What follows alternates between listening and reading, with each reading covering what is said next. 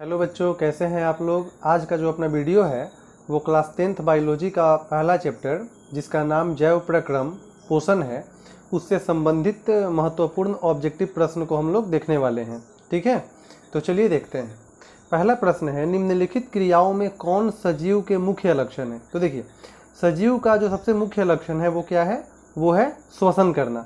तो यहाँ पे आपका राइट ऑप्शन जो है वो ख हो जाएगा। दूसरा, कोशिका के किस भाग में सजीवों के सारे गुण विद्यमान रहते हैं। तो देखिए, हमारी कोशिका का जीव द्रव्य जो कोशिकांग है उसमें जीवों के सारे गुण मौजूद रहते हैं। तो किसमें, जीव द्रव्य, याद रखिएगा। वे सारी क्रियाएं जिनके द्वारा जीवों का अनुरक्षण होता है क्या कहलाती हैं, तो उसे हम जैव प्रक्रम कहते हैं। तो जिस प्रक्रिया के द्वारा जीव अपने शरीर का अनुरक्षण करते हैं उसे हम जैव प्रक्रम कहते हैं। निम्नलिखित में कौन स्वपोषी होते हैं। स्वपोषी अर्थात जो अपना भोजन स्वयं संश्लेषण करते हैं, स्वयं निर्माण करते हैं, तो उसके अंतर्गत आएंगे सभी हरे पौधे। तो यहाँ पे आपका घ नंबर ऑप्शन हो जाएगा। प्रकाश संश्लेषण में किस पदार्थ का निर्माण होता है। तो देखिए, प्रकाश संश्लेषण से जो आपका निर्माण होता है वो यहाँ पर कार्बोहाइड्रेट का निर्माण होता है। ठीक है, किसका निर्माण होता है, कार्बोहाइड्रेट का। पेड़ पौधे अपना भोजन तैयार करते हैं। गोबर छत्ता में किस प्रकार का पोषण होता है। तो देखिए, गोबर छत्ता में मृतजीवी पोषण होता है। कवक और गोबर छत्ता दोनों में मृतजीवी पोषण होता है। पौधों में सूर्य प्रकाश को अवशोषित करने की क्षमता किसे होती है। तो पौधों में सूर्य प्रकाश को अवशोषित करने की जो क्षमता होती है वो क्लोरोफिल में होती है। ठीक, 8 नंबर जो प्रश्न है उसमें बोला गया है, प्रकाश संश्लेषण प्रक्रम में गैसों अर्थात कार्बन डाइऑक्साइड एवं ऑक्सीजन का आदान प्रदान किन अंगों द्वारा होता है। तो आप जानते हो कि पत्तियों में जो छोटे छोटे छिद्र पाए जाते हैं जिन्हें हम रंध्र कहते हैं, उन्हीं के द्वारा पौधों में कार्बन डाइऑक्साइड और ऑक्सीजन का आदान प्रदान होता है। तो यहाँ ऑप्शन ग हो जाएगा।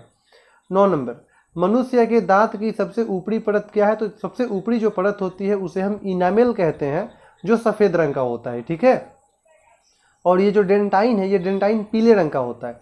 तो दांत की पीले रंग की परत यदि पूछा जाए तो डेंटाइन, और सबसे ऊपरी परत तो इनामेल। ठीक है, जो हमारा सलाइवा होता है इनमें किस ग्रंथि का स्राव है। तो देखो, सलाइवा जो होता है वो 3 ग्रंथि से निकलता है, पैरोटिड, सब मैंडिबुलर और सब लिंगुअल। ऐसा आपने सिलेबस में पढ़ा है।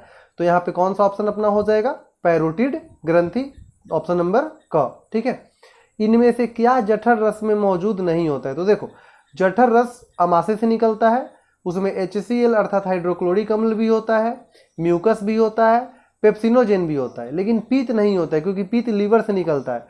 तो क्वेश्चन है, क्या जठर रस में मौजूद नहीं होता है। तो पीत मौजूद नहीं होता है, ये लीवर से निकलता है। 12, इनमें कौन मनुष्य के छोटी आंत का भाग नहीं है। ठीक है, तो देखो, जेजनम, इलियम और डिओडिनम ये छोटी आंत में पाए जाते हैं, लेकिन कोलन जो है ये बड़ी आंत का हिस्सा होता है। ठीक है, कोलन, मलाशय और रेक्टम ये जो है आपका बड़ी आंत का हिस्सा होता है। तो ये कोलन छोटी आंत में नहीं पाया जाता। तो ऑप्शन नंबर यहाँ पे ख हो जाएगा। अपना जो अगला प्रश्न है वो है 13 नंबर, इनमें कौन अवशेषी अंग है। ठीक है, इनमें कौन अवशेषी अंग है। तो अवशेषी अंग अपेंडिक्स को कहते हैं। 14 नंबर में है, मनुष्य में पाचन की क्रिया प्रारंभ होती है। तो मनुष्य में पाचन की क्रिया मुख गुहा से प्रारंभ होती है। इनमें कौन अमाशय ग्रंथि या जठर ग्रंथि का भाग नहीं है। तो देखो, अमाशय में जो ग्रंथि पाई जाती है, जठर ग्रंथि, म्यूकस भी पाया जाता है, जाइमोजिन कोशिकाएं भी पाई जाती हैं और अम्लजन कोशिका भी पाई जाती हैं, लेकिन ये मूल पीत वाहिनी ये अमाशय में नहीं पाया जाता है, ये लीवर का हिस्सा है। ठीक है, पीत जहाँ भी शब्द आए ये लीवर का हिस्सा है। ठीक है, 16, इनमें किस रचना के कारण मुख गुहा से भोजन श्वास नली में नहीं जा पाता है। तो आपने सिलेबस में पढ़ा है, क्लासरूम में भी आपको बताया गया है कि निगल द्वार और कंठ द्वार दोनों एपिग्लोटिस के द्वारा अलग होते हैं। तो मुख गुहा से भोजन श्वास नली में न जा पाए इसके लिए एपिग्लोटिस की परत होती है। ठीक, 17, छोटी आंत में भोजन का पाचन पूर्ण होने के बाद वह क्या कहलाता है। तो छोटी आंत में जब भोजन का पाचन पूरा हो जाता है तो वो चाइल कहलाता है। ठीक है, आपने पढ़ा है कि अमाशय में जब भोजन गाढ़े लेई के जैसा हो जाए तो उसे काइम कहते हैं, और छोटी आंत में भोजन और पतला हो जाता है जिसे हम चाइल कहते हैं। ठीक, 18, निम्नांकित किस रचना की मदद से अमीबा अपना भोजन ग्रहण करता है। तो देखो, अमीबा जो है वो कूटपाद की मदद से अपना भोजन ग्रहण करता है, और कूटपाद की वजह से ही अमीबा का जो शरीर है उसका आकार बदलते रहता है। 19, निम्नांकित कौन अमीबा में पोषण की प्रक्रियाओं में एक नहीं है? तो देखो, अमीबा में पोषण की जो प्रक्रिया होती है वो 3 चरणों में होती है। सबसे पहले अंतर्ग्रहण, भोजन को वो ग्रहण करता है, फिर भोजन का पाचन होता है, और बहिष्करण का मतलब अनपचे भोजन को वो बाहर करता है, लेकिन अपघटन नहीं होता है। ठीक है, तो पोषण की प्रक्रिया में अपघटन शामिल नहीं होता है, तो घ ऑप्शन हो जाएगा। अमीबा में भोजन का पाचन किस अंगक में होता है? तो भोजन रसधानी में होता है, ध्यान रखिएगा। ठीक है, और अमीबा में गति जो होता है, गति का होना या भोजन को ग्रहण करना वो कूटपाद से होता है, लेकिन पाचन भोजन रसधानी में होता है। पैरामीशियम में भोजन का अंतर्ग्रहण शरीर के किस रचना से होता है? तो कोशिका मुख से। ठीक है, देखो पैरामीशियम जो होता है वो भोजन को ग्रहण करने के लिए और अनपचे भोजन को बाहर करने के लिए कोशिका मुख ही होता है। ठीक, अमीबा में पोषण की किस प्रक्रिया को नीचे दिए गए चित्र में दर्शाया गया है? तो देखो यहाँ नीचे जो चित्र दिया हुआ है उसमें आप ये देख रहे हो कि यहाँ पे ये भोजन है। ठीक है, भोजन धीरे धीरे इसके कूटपाद के करीब आ रहा है, बाहर निकल रहा है, और अंततः वो पूरा बाहर निकल चुका है। तो यहाँ पे अनपचा भोजन बाहर हो रहा है, अर्थात ये बहिष्करण का हिस्सा है। ठीक है, तो यहाँ ऑप्शन आपका ग हो जाएगा। 23, मनुष्य के आहार नाल की लंबाई कितनी होती है? तो 8 से 10 मीटर, ध्यान रखना है। मनुष्य के आहार नाल की लंबाई 8 से 10 मीटर। मनुष्य को भोजन के विभिन्न स्वादों का ज्ञान किससे होता है? तो स्वाद कलियों से। ये जीभ के ऊपरी सतह पे दानेदार परत जैसी पाई जाती हैं, स्वाद कलियां। दांतों की अच्छी प्रकार से सफाई नहीं करने पर दांतों पर बनने वाला एक अस्थायी परत क्या कहलाता है? तो उसे हम दंत प्लाक कहते हैं। ठीक है, दंत प्लाक।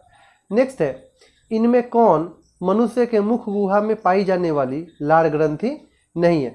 तो पैरोटिड, सबमैंडिबुलर और सबलिंगुअल, ये तीनों लार ग्रंथियां पाई जाती हैं, लेकिन अग्न्याशय ये सलाइवरी ग्लैंड का हिस्सा नहीं है, तो आपका अग्न्याशय हो जाएगा यहाँ पे।